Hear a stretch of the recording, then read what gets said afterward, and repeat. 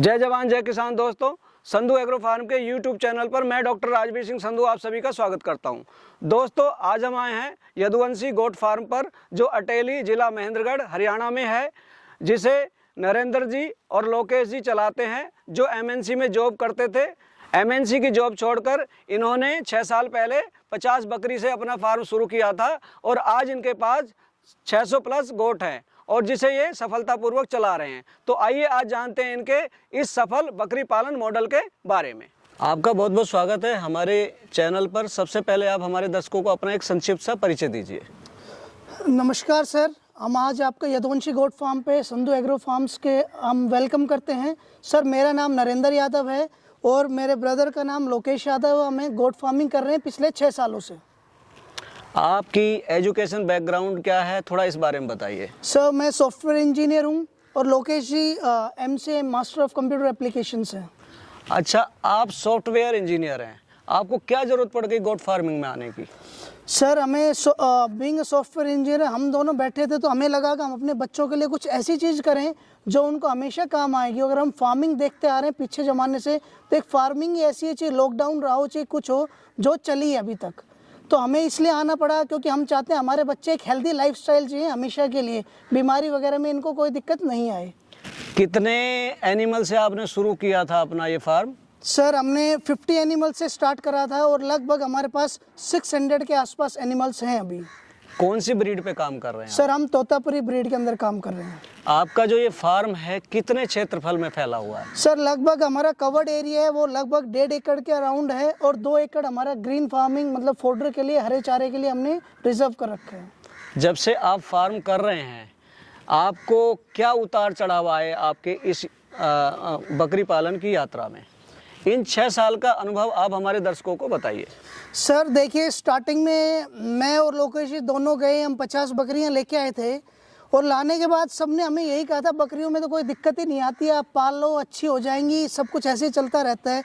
लेकिन suddenly after 1-1.5 महीने बाद हमारी मोर्टेलिटी रेट चालू हो गया था। लगभग हमारी 25 एक बकरी मर गई थी। ना ही हमें कारण था, ना ही लोगों को नॉलेज थी, तो हमने खूब करा। उसके बाद हमने क्या करा, हम वेटनरी डॉक्टर्स हो गए, उन्होंने बताया आपके में वैक्सीन्स की, डिवॉर्मिंग की, इनकी दिक्कत है। तो हमने उन चीज़ों को इम्प्रूव करा। इम्प्रूव करने के बाद वो टाइम है, उसके बाद हमारे फार्म पे मोर्टेलिटी रेट सिर्फ 3% है, वो भी छोटे बच्चों में, 1 महीने से छोटे, जैसे निमोनिया से हो गया या कोई भी कारण। बाकी बड़ों के अंदर हमारे अंदर मोर्टेलिटी रेट है ही नहीं। हमने वैसे इम्प्रूव करा और हमारा 50 के बाद जो हमारी 25 मर गई, फिर हम 25-26 बकरियां लाए। उसके बाद हम लगभग हमारे पास 600 के आसपास जानवर हैं जो हमारे पास अभी खड़े हैं और 1800 प्लस हम जानवर सेल आउट कर चुके हैं। नए फार्मर जो शुरू करते हैं, अक्सर उनको ये दिक्कतें आती हैं कि उनके जानवर ना डिसीज बहुत आती है, PPR है, FMD है, कैसे बचें वो उससे? सर, सबसे पहले नए फार्मर को मेरी यही एडवाइस है कि जब हम स्टार्टिंग में करते हैं तो उसको कभी भी है ना, जैसे उसकी कैपेसिटी 50 की है, कैपेसिटी का मतलब हम पैसे के टर्म्स में नहीं कर रहे हैं, हैंडलिंग कैपेसिटी मानते हैं जानवर को, तो उसे हमेशा 30 से ही स्टार्ट करना चाहिए।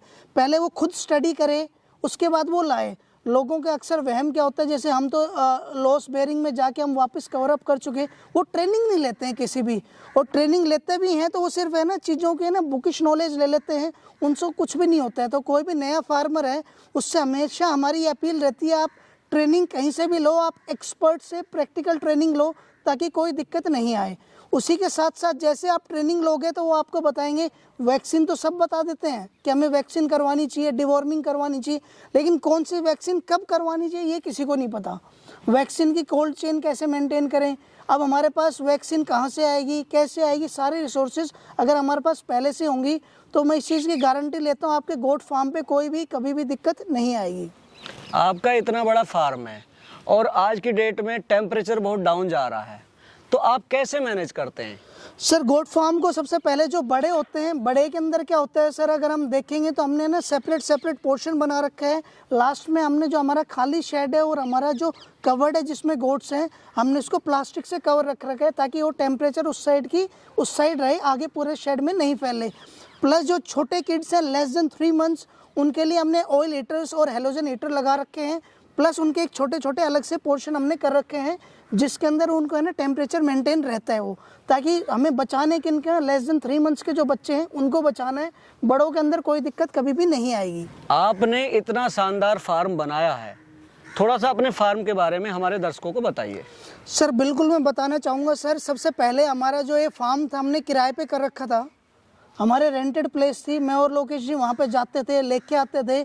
जो उस फार्म के अंदर जो कमियाँ थी वो हमने सारी यहाँ पे आके हमने दूर कर दी हैं। जैसे अगर हम एक छोटी सी बात करें तो हमने from east to west direction के अंदर बना रखा है। जो चादरें होगी ऊपर सीमेंटेड चादर डालनी विद फाइबर, ताकि गर्मियों में और सर्दियों में हमें दिक्कत नहीं आए। उसके बाद अगर हम गोडाउन की बात करते हैं तो गोडाउन का हमने एक बड़ा शटर लगा रखा है जिसमें हमारा ट्रक का ट्रक अंदर जा सकता है। फार्म हो चाहे गोडाउन हो, हमने इसको 2 फीट हाइट ऊपर रखा हुआ है ताकि जब पानी की लॉगिंग होती है तो इसमें वो कनेक्ट नहीं हो। उसके बाद हमने जो भी एरिएशन के लिए देखोगे खिड़की के पीछे खिड़की दे रखी है, और जो दरवाजे सर्दियों में ये नेट वाली चादरें होती हैं दरवाजे, सर्दियों में हम टीन बांध देते हैं ताकि वो पैक हो गया, गर्मियों में हम उन्हें खोल देते हैं और एरिएशन अच्छी रहती है। प्लस जो हमारा शेड के अंदर की हाइट है लगभग हमने 14.5 फीट रखी है ताकि क्रॉस वेंटिलेशन और एरिएशन के लिए कभी भी कोई भी दिक्कत नहीं हो। आप तोतापुरी ब्रीड पे काम कर रहे हैं, कैसी ब्रीड है, थोड़ा सा हमारे फार्मर्स को बताइए इस बारे सर में। तोतापुरी एक ब्रीड की अगर हम बात करते हैं तो तोतापुरी के अंदर क्या होता है, ये वो ब्रीड है जो है ना एक मिड रेंज ब्रीड बोलते हैं। अगर एक तो देसी ब्रीड होगी सर जो नीचे स्मॉल ब्रीड्स के अंदर आ गई, जैसे जखराना होगी, नीचे बर्बरी होगी, ये नीचे वाली ब्रीड आ गई। अगर हम टॉप ब्रीड्स की बात करें तो वो होती है बोयर, पिंक में जमुनापुरी, तो और हम जो बीच का हो गया वो होता है हमारी तोतापुरी। हम मिड रेंज भी लोग खरीद लेते हैं और हाई रेंज भी, तो इसको हमें ना सेल करने की कभी कोई दिक्कत नहीं आती क्योंकि हमेशा ना मिड रेंज होती है। तो अगर आपको ब्रीड करना है किस पर्पज़ से कर रहे हो, पर्पज़ का ये होता है एक तो आपका नॉर्मल मीट के लिए जाती है और एक ईद के लिए जाती है। जो इस टाइम पे सबसे ज़्यादा मार्केट में डिमांड है वो डिमांड है हमारी ईद के लिए। ईद में सबसे ज़्यादा जो बकरी चलती है वो चलती थी तोतापुरी, तो हम तोतापुरी पे ज़्यादा फोकस करते हैं हमेशा क्योंकि इसके प्राइस अच्छे मिलते हैं। आपके पास इतने शानदार बच्चे हैं, तो ये आप थोड़ा इस मैनेजमेंट के बारे में बताइए कि आप कैसे मैनेज करते हैं अपने फार्म को कि इतनी अच्छी आपके पास प्रोडक्शन है। सर सबसे अच्छी चीज़ तो ये होती है अगर हम खाने सबसे पहले जो भी हम प्रोडक्शन लेते हैं वो हमारा प्रोडक्शन सीधा सीधा डिपेंड करता है कि आप है ना अपनी जो गोट्स होते हैं उससे आप क्या न्यूट्रिशन वैल्यू दे रहे हैं। लोगों को क्या होता है वो खिलाने के लिए 1 महीने तो इतना खिला देंगे कि वो बहुत मोटी होगी, पूरे साल फिर उनको कमज़ोर कर देते हैं। हम क्या कहते हैं हमेशा जो वैल्यूज़ होती है आप इसको ना बैलेंस डाइट दो। बैलेंस डाइट देने के लिए हमने लगभग 4 से 5 हज़ार कुंटल का स्टॉक कर रखा है।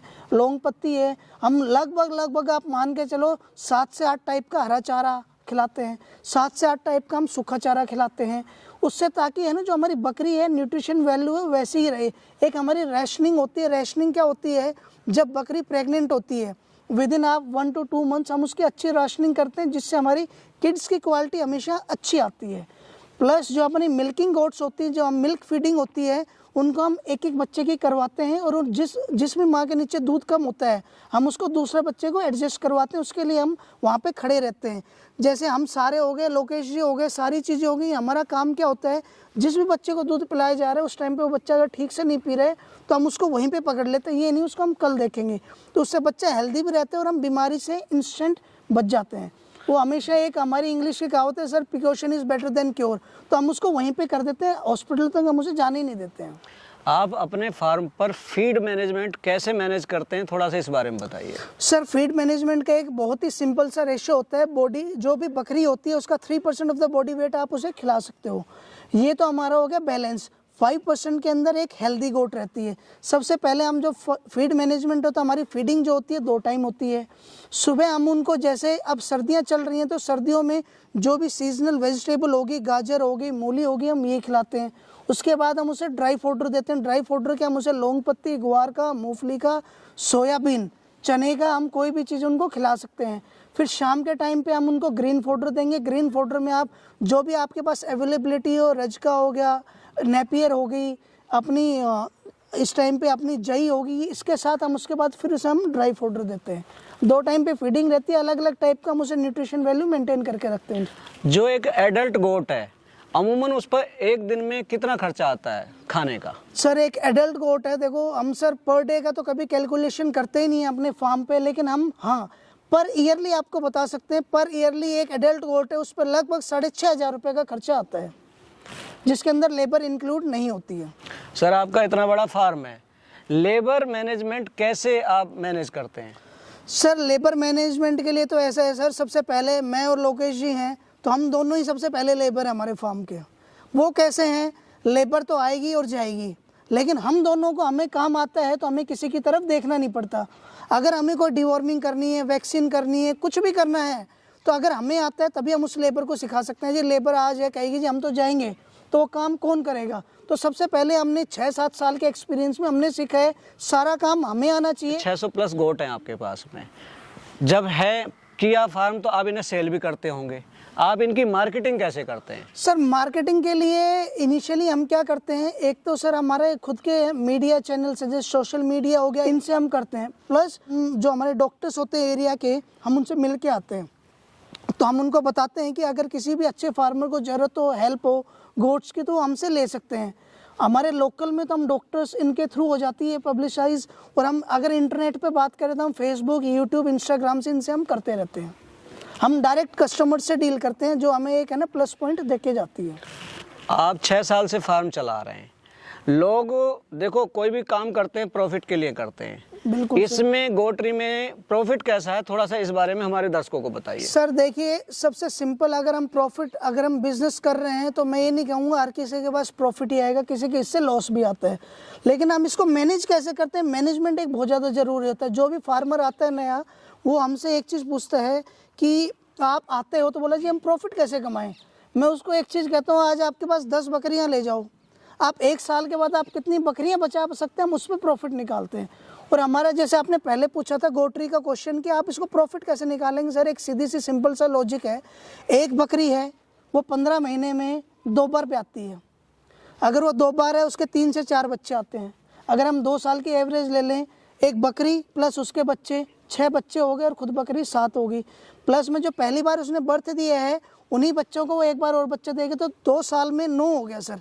अगर आप 1 रुपये लगा रहे हो और उसको 9 टाइम्स हो रहा है, तो आप खुद कैलकुलेट कर सकते हो आप उसको कैसे कर सकते हो, लेकिन विद कंडीशन कि 9 के 9 बच्चे आपके हेल्दी होने चाहिए। लोग बाई प्रोडक्ट तक नहीं जाते, आप इनका जो मिंगनी या बाई प्रोडक्ट है उनका क्या करते हैं? सर सबसे मेन चीज़ क्या होती है, हम कोई भी बिजनेस करते हैं तो उसका फर्स्ट प्रोडक्ट से लेके बाई प्रोडक्ट हम सारी चीज़ें यूज़ करनी चाहिए।